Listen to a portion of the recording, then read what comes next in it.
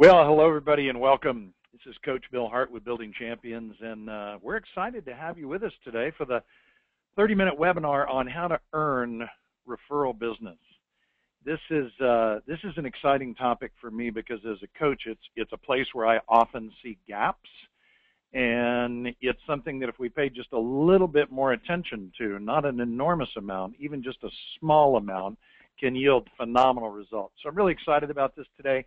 I want to welcome the audience. We've got people from a number of different professions. My primary industry is the mortgage industry, to a lesser extent the real estate industry. I know many mortgage lenders have invited their realtors on today, which is exciting. We've also got financial services. It's entirely possible we've got some people from direct marketing, and it's a great topic that sort of transcends any sales profession. But at the end of the day, referrals are the warmest kind of lead that we can possibly get. So I think we're all on the same page that let's get more of them. So for those of you unfamiliar with Building Champions, I just want to give you an idea as to how we sort of structure what it is that we do. As a coaching organization, if you're not currently coached by us and you're a guest of ours today, we just want you to get a quick graphic of how we approach coaching, and that is what we call the core four. In the upper left-hand corner, we help the client create a life plan, and the life plan is just what it sounds like. It's a plan for your life, and it helps you to identify the areas or accounts, as we call them, that would be the areas that you would most like to focus on. So it could be spouse, kids, fitness, financial, spiritual, travel, financial security, hobbies, whatever, life plan. Business vision is where we help the client get a good, clear sense of where they want to go. What's that destination look like for them professionally? The lower left-hand corner is the business plan, where we help them create a business plan specifically for coaching, which helps us to close the gaps between where they are and where they want to be professionally.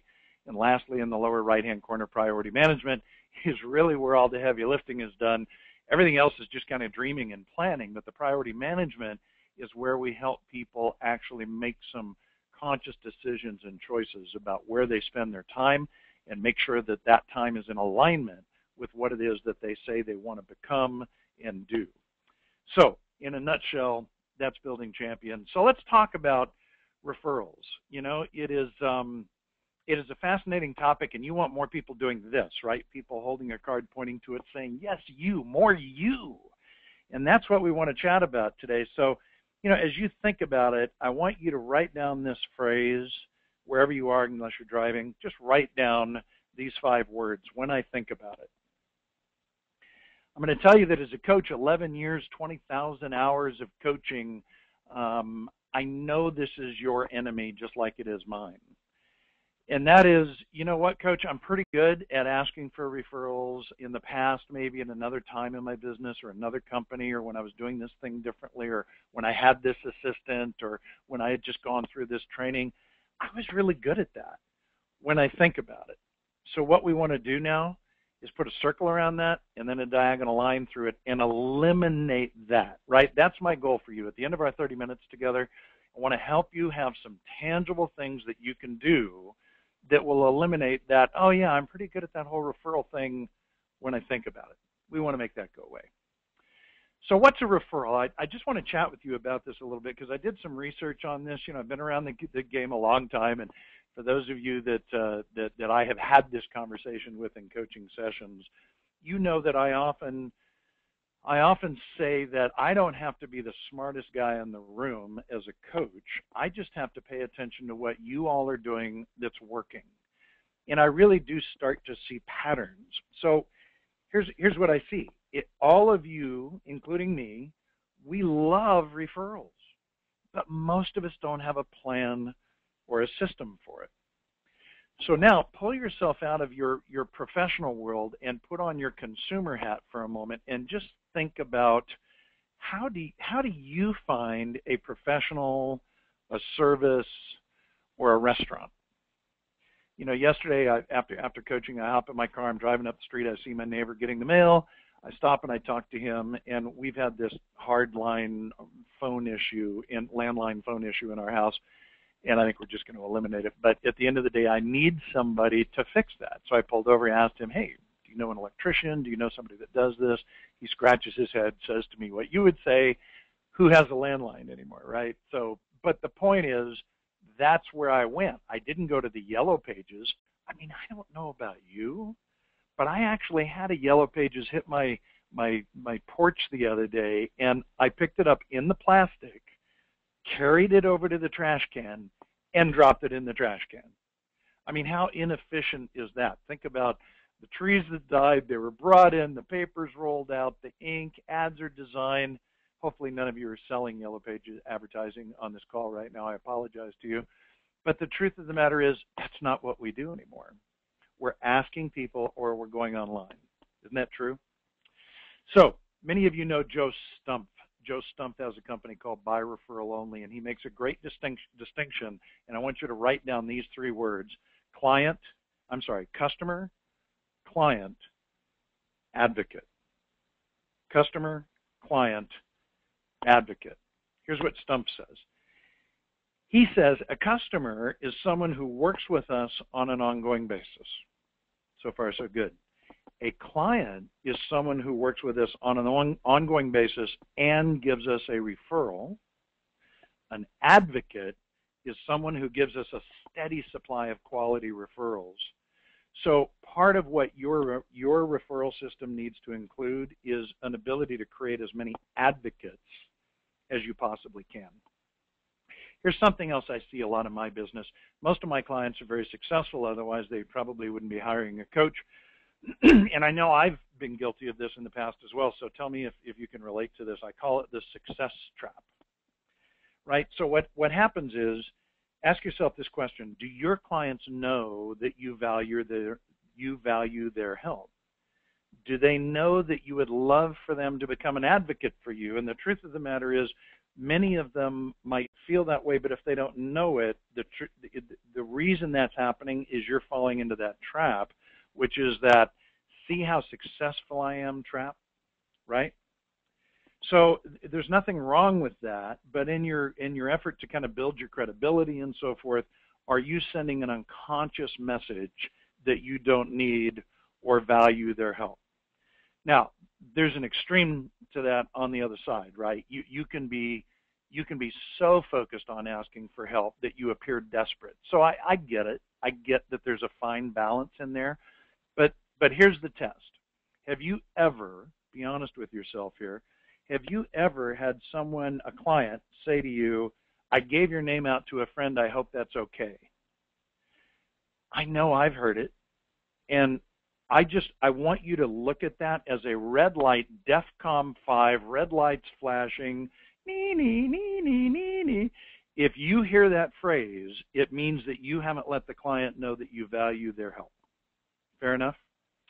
So let me give you some more evidence about what a referral is so that we understand it.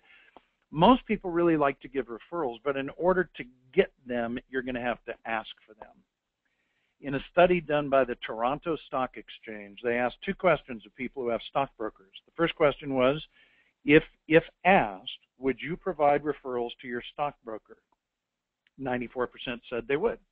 The second question was, have you ever been asked by your stockbroker for referrals? And only 11% said yes. There's an enormous gap. They're willing to, but they're not being asked. Bob Kerrigan, an author on this topic, says the way of the world is to meet people through other people, and the warm referral is the way to get into their lives. All right, so let's do this. Let's take a look at the best time to ask for referrals. And here's the first thing I'm going to say to you on this. I'm going to say maybe not all the time, right? But much more often than you think. Let's take a look at a principle that was, I think when I was first exposed to this, it was Robert Cialdini's book, Influence, The Psychology of Persuasion. And what he does is he says, look, at the end of the transaction, invariably, unless something horrible has gone wrong, you're going to be thanked, right? Your client, your customer is going to thank you. in that moment, human nature is to release the obligation, as he calls it, release the obligation by saying two words. You're welcome. My pleasure. At Chick-fil-A, right? They would always say, my pleasure. But he says that's the moment where you want to engage the law of reciprocity. So when they say thank you, they're at their happiest. And Cialdini says that's the moment when you say, you know what, it is my pleasure. I'm sure if the roles were reversed, you do the same for me. And then you engage into your always happy to have referrals script. Does that make sense to you? So going back to the best time to ask for referrals, you know, I have a realtor friend out here, Terry Morler, in the Thousand Oaks area of Southern California. And what she says is at closing, when the buyer or the seller is thanking her, she says, you know, it's my pleasure. And I honestly have mixed feelings at closing. I'm happy for you. You know, you're getting the keys to your home. You're moving on to your better future. But I got to be honest with you, I am essentially unemployed. And now I need to find another great person just like you. And so then she rolls into, and I want you to write these words down, who do you know who? So write those words down. Who do you know who? And then she fills in, is thinking about buying, selling, or investing. So engage the law of reciprocity. Take advantage at the close. Here's another time that's probably antithetical to you. You might not think about this unless you're a coaching client, and you and I have had a specific conversation about this. Many times I'll have a client come into the call, and of all the things that they can talk about, the one thing that is most important to them is, dude, I cannot believe this. I poured into this person. I did things for them, and you're weeks, months down the road, and they're going with somebody else. They're going to do business with someone else. I can't believe it. I want to just take all their contact information and trash it, tie it to a helium balloon, and send it up into the stars. And my advice is always the same. You may have lost the battle, but you didn't lose the war. Hang on to that person. Be gracious in that loss, and let them know that if they have any questions, if anything comes up during the course of the process, that you can answer for them, that you're available for them, and then you continue to market on them to them over time, because what will likely happen is the person that got that particular transaction probably won't do that. So you lost the battle, but you don't need to lose the war. So after refusal is a great time to ask for referrals. Incidentally, it's a good time for me to tell you, if you have specific questions, I don't know that I'll be able to field them during the call, but we'll definitely get back to you afterwards. Just type them in there over on the right where it says questions, and I'll do the best I can to field those as we go. You know, the last example of the best time to ask for referrals is when you give one, right? Because when you give someone a referral, again, they're going to say thank you, and Dr. Robert Cialdini would say, don't let go, don't disengage the law of reciprocity. So take advantage of that. All right, let's take a look at best practices, because what I've noticed is there really are some best practices in this world. And as you start thinking about referrals, one of the very first ones that I'm going to give you is to build it into your process. Build it into your process. The key to real success in referrals is to building request referrals right into your process up front. Set the expectation. Our financial advisor, when Tony and I initially first sat down to meet with Gene Mon, who was referred to me by a client, Todd Ross out here, who is a master referrer, by the way. Todd is a fantastic connector. He's really good at that. Refers me to Gene, goes overboard. We meet with Gene. We've got the warm referral. He's great. He tells me up front, very first conversation we have, you know, one of the things that I really rely on is great people like introducing me to other great people like you. He built it right into the process. So do it up front. Then ask regularly, right? Asking for referrals occasionally will get you only limited referrals, but you can get a lot more by doing it regularly. And here's something that I think we've all just got to come to terms with. When you're asking for referral, I know what it feels like. If you're going to push back on this at all, you're going to say to me, Bill, it feels like I'm putting my hands out and asking for money. I'm asking for commissions. That's really not what you're doing. Think of it this way. Whatever your business is, the odds are good that the people that you would have referred to you are going to do business with somebody in your industry, in your business at some place, at some point. Why shouldn't it be you? Does that make sense? They're going to be doing business with someone like you anyway. Why not take advantage of the fact that a referral could make all the difference?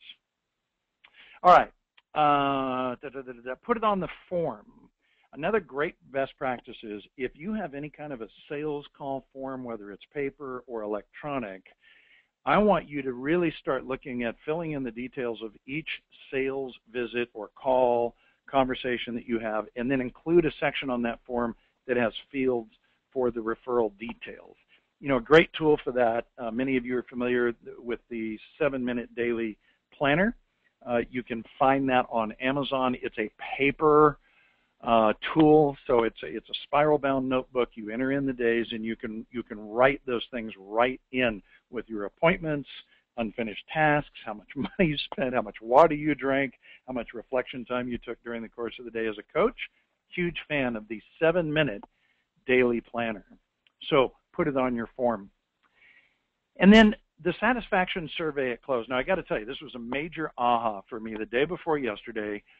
Many of you know I do this audio interview series with top producing real estate agents. I've done this for, I think, almost 18 years now. And I interviewed a guy in Portland, Oregon, named Nick Shivers. Nick has been in the business for 14 years. He has built incredible success, and his team got really big, and he was very transparent in the interview and said, you know what, there's some things that we just didn't do right. I had 11 people on my team. We sold 365 homes one year, and I realized that I just no longer had my arms around our culture or our processes. And so he rebuilt it. And one of the things that he recognized is that we're not doing a great job in asking for referrals. So what he did was he created a very simple customer satisfaction survey, probably the most simple I've ever heard of, which essentially said in the stack of documents that are to be signed at title, it simply said, how likely are you to refer the Nick Shivers team at some point in the future? On a scale of 1 to 10, 10 being very likely. They collect those documents. And here's what he did. He told me in the interview, he said, Bill, it's pretty simple. Now I call all the 9s and 10s. That's it. It's really all there is to it. And in 2 months, he's increased his percentage of referral business from 33 to 39%. And he said, since that has happened in such a short period of time, and these are happy people I'm calling, he said, I have no doubt in my mind that's going to be at 50% by the end of the year. So if you're not doing a customer satisfaction survey of some sort, it can be very simple. If yours is a simple business, it can be a bit more elaborate if you need to do that. Maybe your company's already doing that. But here's the point. This is me leaning forward, right? If I'm up on stage, I'm leaning forward toward you in the audience. My hands are on my knees, and I'm beseeching you. If you're not doing this, you are leaving money on the table. So, satisfaction survey at close. I read something here in the financial services industry. Daniel Gamache said the best and most economical way to prospect is through referred leads. And he said, after I meet someone and show him or her the quality and the care I put into my work, I have no problem obtaining names of other successful people. I tell the prospect that I am compensated in 2 ways in the work that I do. One is marketing products, and the other is by meeting successful individuals like them. If I encounter resistance in getting names, I mentioned that the friends are going to be talking to somebody about their finances. Why not me? Does this sound familiar? The second example is from Pernell Clark in the life insurance business. And Pernell said, you know, in the early stages of my career, I put too much thought into each client with whom I met, considering whether or not I should ask them for referrals right away, wait until I came back with recommendations, or until they completed the underwriting requirements and they were issued a policy. And he says, I talked myself out of getting more prospects than I got because I hesitated too much. I hear veterans and new agents say this is the hardest part of the business because it's a direct reflection on them. whether their client is comfortable letting the producer into his or her centers of influence. And so then he says at the end, he says, after I committed to follow through on every opportunity for referrals, I started averaging 3 to 5 names per client to contact. So what does this tell us? What this tells us is we need a process, we need to commit to it. All right, I want you to think about something. For those of you that work with referral partners, so for example, mortgage lenders who work with realtors or financial planners or builders, where it's a kind of a, it's not just a one simple transaction, it's a referral partner where you're developing a relationship over time. This is something that I have just seen to be so true over the past 11 years. And I want you to write down these 3 words: assume the relationship. Rather than tap dance and try and get their attention and force something to happen, just assume the relationship. And I think what you're going to find is that process is going to advance eventually, maybe not initially, but eventually. Just jump in. It's not a matter of if, it's a matter of when. And then I'm going to ask you in that same process to expect to be ignored. They're busy. Their lack of engagement with you doesn't mean that you're not buying brain cells. You are. And then this is something that I just see in coaching all the time. You have got to make yourself easy to find, right? So if you haven't, you looked yourself up in Google lately, Google yourself. Find out where you come in. Facebook, phenomenal. I have largely built my business in Facebook. LinkedIn, Yelp. For those of you in the real estate and the mortgage industry, Zillow. You've got to be there. You've got to be able to be found. So, as a coach, I've shared some ideas with you, best practices, but I want you to have an action plan. So I want you to write down these 7 solid ways to build your referral business. Here's what I want you to do. Number 1, set a target. Set a target. You know, maybe with Nick, he started, he knew, he had measured, he knew 33% of his business was referral business. He expanded it to 39. Now he's optimistic he can get it to 50. For you, maybe it's a 10% increase in referral business over the next 10 weeks. That would be a phenomenal goal. If I can just increase my business by 10% over the next 10 weeks, that would be phenomenal. And they're warm leads.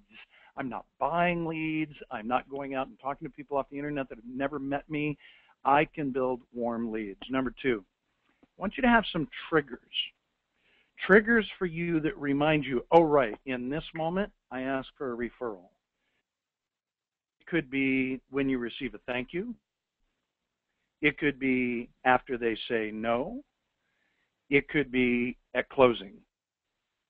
The triggers that we talked about. Number 3, I really want you to call the 10s. You know, look, at the end of the day, not all your customers or clients are candidates for referrals. They're just not. Find the people that are ecstatic about your business and ask them for referrals. Don't overcomplicate this process. And something that struck me when I heard Nick talking about this, the realtor in Portland the other day, it struck me that what he's doing is he's affirming positivity so that when he sits down to make those calls, he knows he's calling raving fans. For those of you who have ever started going through your database, started the day and you worked your way through Z, you're mixing them in. Some are going to be very positive, some were lukewarm, some maybe they had a negative experience. And what happens in your subconscious? You have now imprinted in your brain, yeah, this could be a good day, could be a bad day. Not for Nick. He's calling the 10s. Next is, I want you to write down give and you'll receive. Start thinking about giving as many referrals as you can. Who do you know? Who's in your database right now? Who's a handyman? Who's a swimming pool designer? Who's a CPA? Who's a life insurance salesman? Who do you know right now that could benefit from you giving a referral to them? And incredibly, the law of reciprocity tells us you will get business back. Number 5, I want you to write down your ideal client or customer. Something that BNI, for those of you that are part of BNI, the networking group, does really well is they get people very clear on what does an ideal referral to me look like. Get specific. Inform your referring clients of the type of customers that you can help. If you provide a clear picture and kind of the customer demographics, it will help your referral marketing immensely. So get clear. Number 6, love on your raving fans. Now, we're talking about calling the 10s, but I'm asking you to take it a step further. Your raving fans, your advocates, as Joe Stumpf calls them, they deserve more. They deserve something different at the holidays. They deserve the possibility of you doing an appreciation event for them. Love on your raving fans, whether that's the 80-20 rule or 90-10 or 95-5, I don't know. You know how to find your raving fans. Those people need to know every once in a while. Yesterday I did that with one of my raving fans. I had a moment between coaching sessions, sent a text to this friend of mine, client, raving fan, and just said, dude, just want to let you know that I love you, appreciate you, you're a rock star. It took me 15 seconds, but I touched his heart. Number 7, thank you. Thank you. Acknowledge the referral, whether it results in business or not. I know this seems obvious, but a lot of people don't do this effectively. We want to acknowledge and encourage the behavior that leads to closed transactions, not just the closed transactions. You get a referral, nothing happens with it. Love on that person. Thank you so much. Cannot tell you how much I appreciate that. Those are the 7 action plans I'm going to encourage you to move forward with as you move forward into the balance of this week and next week. So here's what I want you to know. I want you to know that our next Champions Edge call is August 20th at 9:30 a.m. Pacific, and it's Coach Laurel Emery on why you need to rethink your teams. And what I know is you probably do. This would be a great one for you to be on. I want to make sure that you know about the Building Champions experience. This is something that I'm really actively promoting right now on social media. We limit the attendees to 250. This is a phenomenal time to get away, to reflect, plan, and connect. We would love to have you there. BCE 2014 will take you there. If you want to reach me, if you have any questions for me, bill.hart@buildingchampions.com. And for Building Champions in general, info at Building Champions. Find us on Facebook at Building Champions and Twitter at Building Champs. Your referral business is something that I know you can build if you get deliberate about it and no longer say to yourself, yeah, I'm pretty good at that when I think about it. Thank you all for making the time to be with us today. If there's anything we can do to serve you, you know where to find us. Go find a referral today and set a goal for what you're going to do over the coming weeks. Make it a great day.